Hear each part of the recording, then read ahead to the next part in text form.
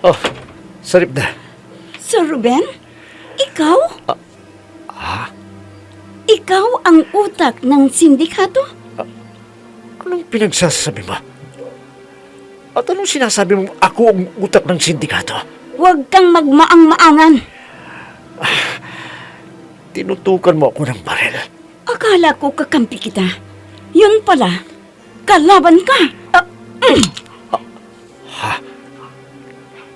Kinasam mo ang baril mo. Seryoso ka? Para sabihin ko sa'yo, hindi ako basta-basta kinakasa ng baril ng kung sino-sino lang. Ngayon, ako naman. Sige! Magpatayan kayong mag-ama! Dahil ang mabubuhay sa inyo ay siya kong papatayin! Nicole! Salip na! Salvasyon!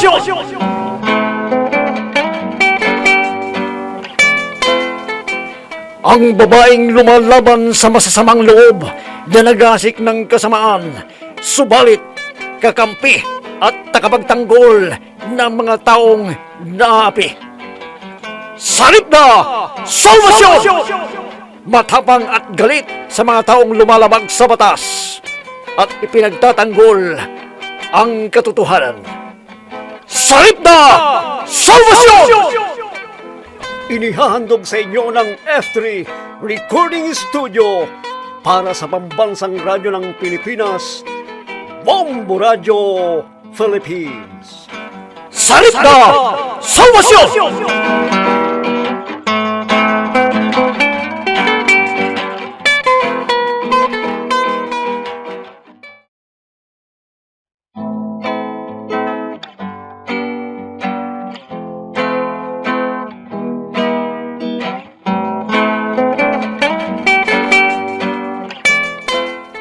At ngayon mga kaibigan, narito ang dulang pinamagatang Salip na! Salvasyon!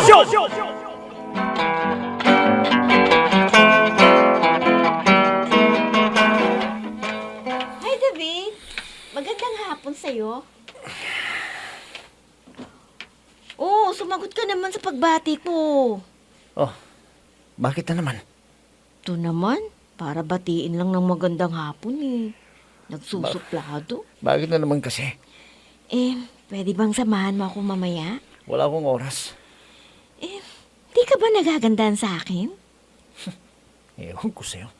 Suplada naman na to. Paano naman kasi? Nung minsan lumapit ka sa akin, kamundi ka kung mapahamak. Lumayo lang ka nga sa akin ng konti. Baka sa susunod din talagang mapapahamak na ako sa'yo. Bakit? Mukha ba akong nagpapahamak ng kapwa ko? Kung sabihin ko sa'yo na ililibre kita. Ano? Araw ng sahod ngayon, di ba? Masarap daw ang pagkain dun sa bagong bukas na restaurant eh.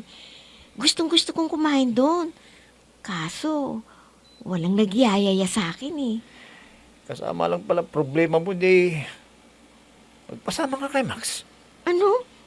Ayoko nga sa taong yun. Ang yabang-yabang eh. Ikaw ang gusto ko eh. Huwag kang mag-alala. Ako ang taya. Orderin mo ang kahit anong gusto mo. Ako ang magbabayad. Samahan mo lamang ako. Ano?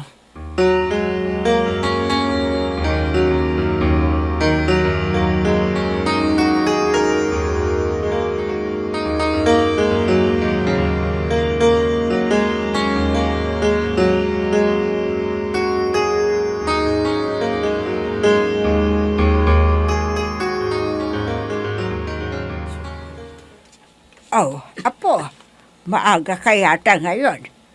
Teka, mag-isa ka lang yata ngayon ah. Wala ba si David? Wala ho, may kadate. Ano? May idinate na ibang babae si David? Opo, nakakainis. Teka, kanino ka naman naiinis? Kay David o sa sarili mo? Magkikita ng lalaki yun bukas. Hindi ko papansinin. Ikaw naman kasi, Apo. Nagpapakipot ka pa. Paano man kung hindi ako magpapakipot? Hindi naman ho nanliligaw sa akin. Ang ibig mo bang sabihin inaamin mo na may gusto ka rin kay David? Lola, Apo, alam mo, papunta ka pa lamang, pabalik na ako. Yung mga titigan ninyong dalawa ni David, pinanggalingan ko na yan. Kaya't hindi ka na makapagkakaila sa amin ng lolo mo, Apo. ha? Ako ang Lola. Alam mo, Apo, matanda na kami ng lolo mo. Hindi natin alam kung ilan taon pang natitirang taon ng buhay namin sa mundo ito. Kaya gusto rin namin na sana bago kami mamaalam sa buhay na ito, makikita pa namin na nasa mabuti kang kamay at ganoon din kay David. Lola naman, hindi nga ho naliligaw sa akin ang David na yon. Tulad ngayon, may kadate. Apo, alam mo, kahit hindi aminin ni David, alam ko, dahil ramdam ko na may pagtingin siya sa'yo. Kaya pag nanligaw siya, ay sagutin mo kagad at ayain mo na siya ng kasal. Lola,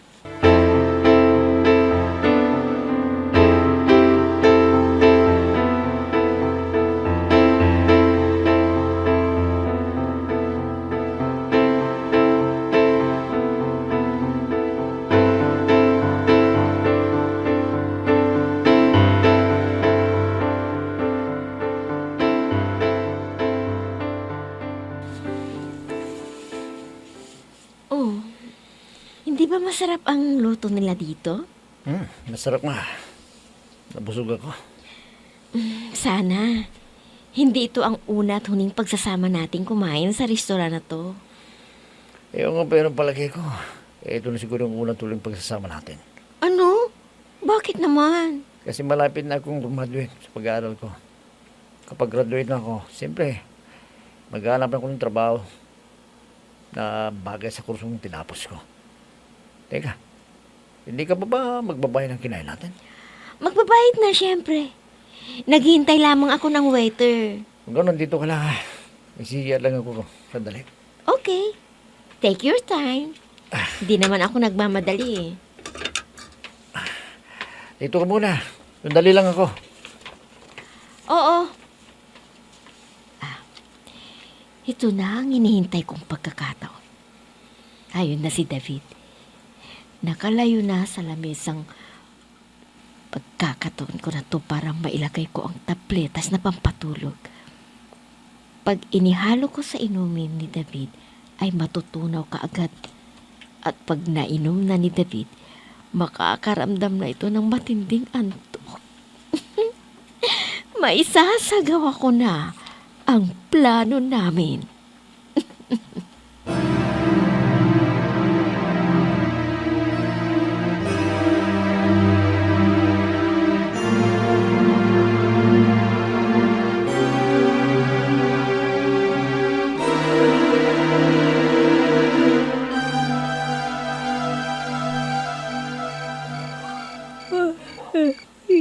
Inaantok na ako.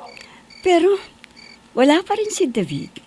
Ang sabi niya, sasamahan lamang niya si Nika na pumunta sa kabilang baryo na hindi kabisado ni Nika. Pero hanggang ngayon, ay wala pa siya. Ang sabi niya, bago mag-alas 7 ng gabi, ay pupunta siya dito sa bahay. Anong oras na? Mag-aalas 10 na ng gabi. Pero wala pa rin siya. Matutulog na nga ako. Lagot sa akin ang lalaking yun bukas.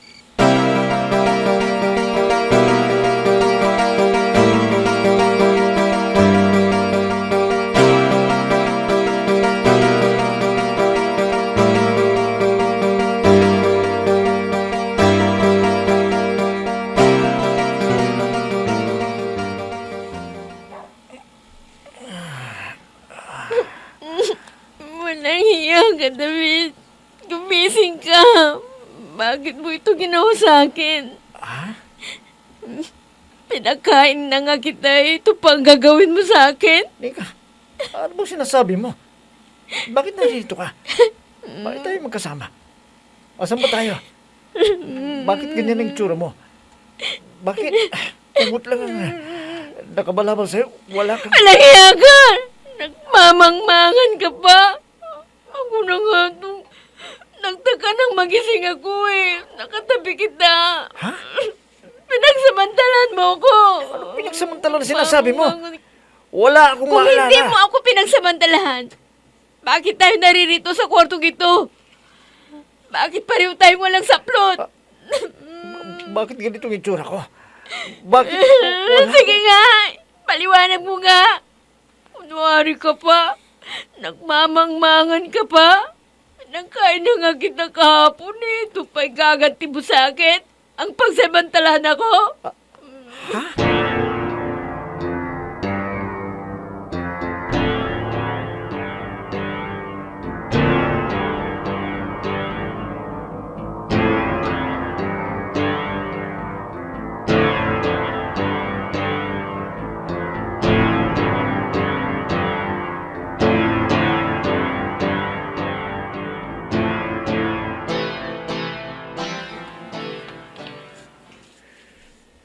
Mga kasama, yung bilin ko sa inyo ha, pagdating ni David, ay sabihin ninyong bilin kong sasabihin ninyo sa kanya.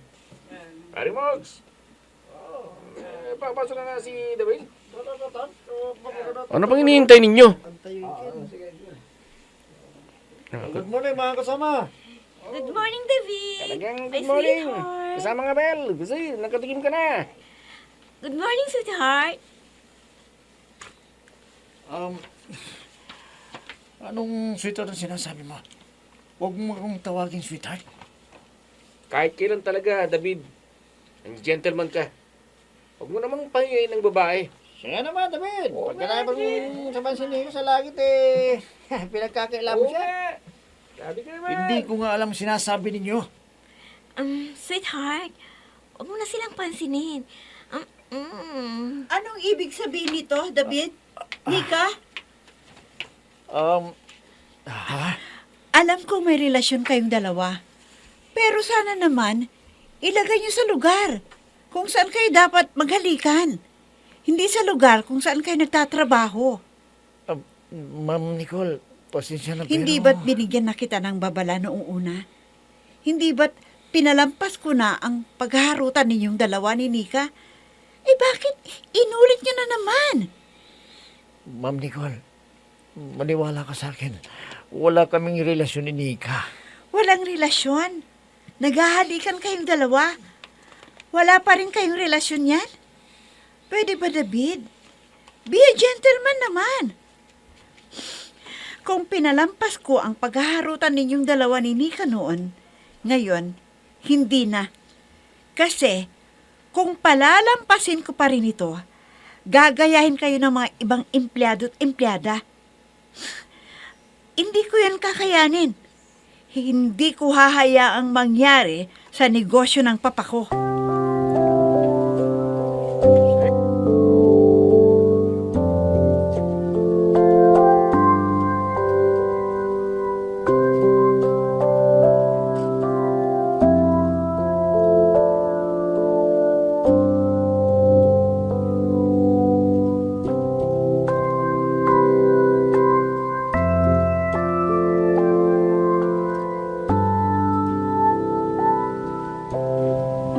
Alas 4 ng hapon. Pero hindi ko pa rin napapansin si David. Sana kaya ang lalaking yun? Wala naman akong alam na pinag-utusan sa kanya. Dahil sa akin dumatan ang anumang gagawin ng trabahador. Bakit wala siya? Wala naman siyang sinabi sa akin na hindi siya papasok sa araw nito. Ano kayong nangyari sa lalaking yun? Sinamahan lamang niya si Nike. Hindi na nakapasok ng trabaho. Teka, kanina ko pa napapansin. Nagkukumpul-kumpulan ang mga trabahador. Hindi pa oras ng labasan eh. hindi na nagtatrabaho? Teka nga, gusto naman yata nilang masermonan.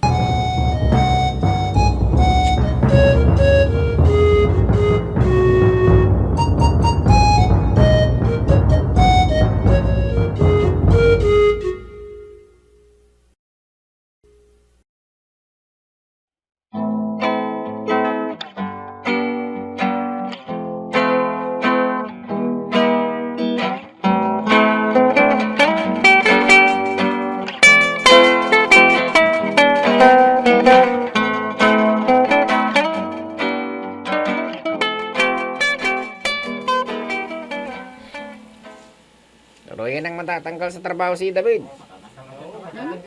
Paano naman kasi?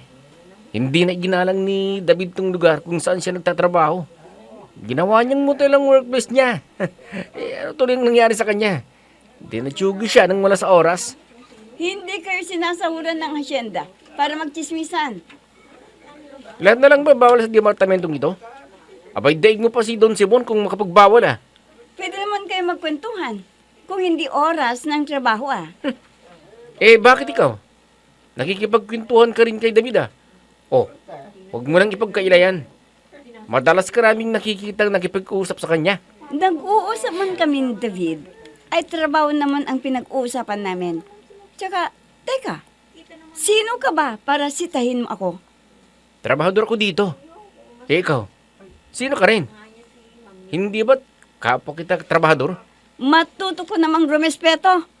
Irerespeto ko ang gusto kong irespeto. Hindi ang katulad mo. Isa ring hamak na manggagawa na na-promote lang, akala mo kung sino na kung umasta. Ginagawa ko lang ang trabaho ko bilang supervisor. At ginagawa ko rin ang trabaho ko bilang checker sa trabaho ni David na paborito mo. Kaya lang, palpak ang trabaho. Paano? Panay ang babayang inaatupag. Huwag kang magdamay ng ibang tao na wala dito. Talagang wala dito ang taong may trabaho sa palpak na trabaho ito. Dahil si Santi na siya. Anong sinabi mo? Ewan ko sa'yo. Magtanong ka kung nasan yung David na mahilig sa chicks. Ano ngayon ang napala? Tinatanggal sa trabaho. Mga kasama, balik daw tayo sa trabaho. Sabi ng may-ari ng hasyenda. Nakala mo kung sino.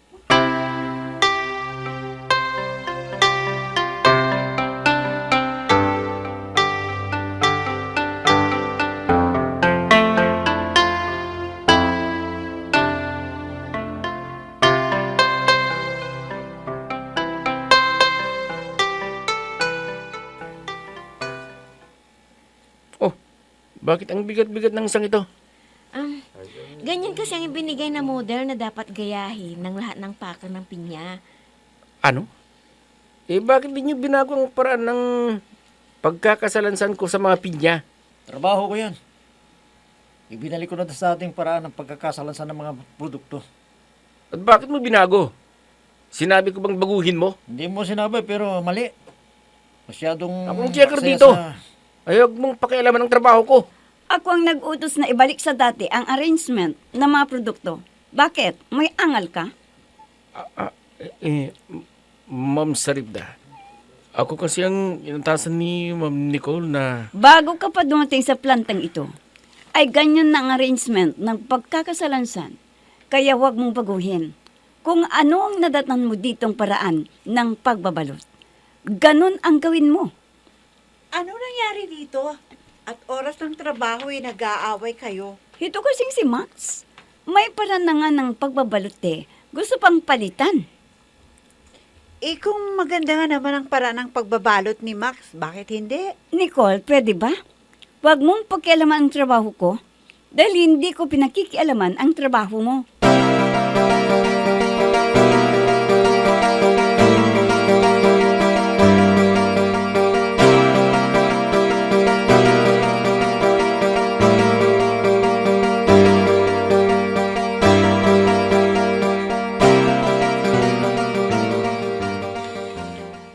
Magandang hapon po, Don Simon. David, ikaw pala. Gusto ko sana kayong makausap Tungkol saan? tungkol sa pagkakaalis ko sa trabaho. Iho, Ako man ang may-ari ng hasyenda. Pero pinaubaya ko na ang pamamahala kay Nicole. Kahit kung ano man ang desisyon niya, yun ang masusunod. Dahil kung hindi mawawalan ng saysay ang posisyon na ipinagkatiwala ko sa kanya. Parang awa nyo na po doon, Simon. Nakasalalay po sa trabaho ko dito ang kinabukasan ko. Iho, alam mo naman siguro ang patakaran ng negosyo ko. Kung trabaho ay trabaho. Hindi ko kayo pinagmabawalang makipagrelasyon sa inyong kapwa-trabahador. Pero ang gawin ng personal ninyong dalawa, tulad ng paghahalikan, ay ayaw na ayaw ko. Kaya ikinalulungkot ko. Don Simon, nakikiusap po ako sa inyo. Huwag naman po sana. Matitigil po ako sa pag-aasal ko kung mawawalan po ako ng trabaho.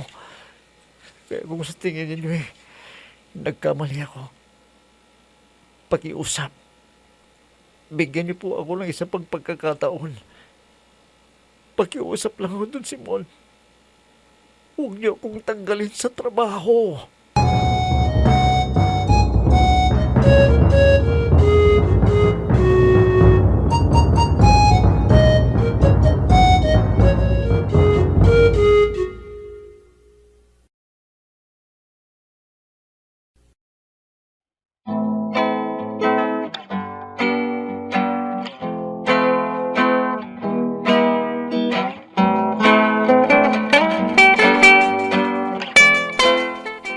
Pakinggan kaya ni Don Simon ang pakiusap ni David.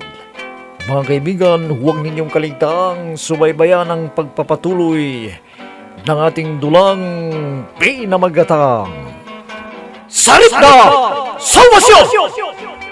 Mga nagbibigay buhay, sina Emma Dalupe, Susan Malikdem, Robert D. Guzman, Jun Cabato, Ami Diaz, Oscar Ora. Technical supervision at sa musika ni Oscar Ora. Nilapatan ng tunog ng inyong lingkod. Mula sa panulat ni Andrea Solar at sa direksyon ni Jun Cabato.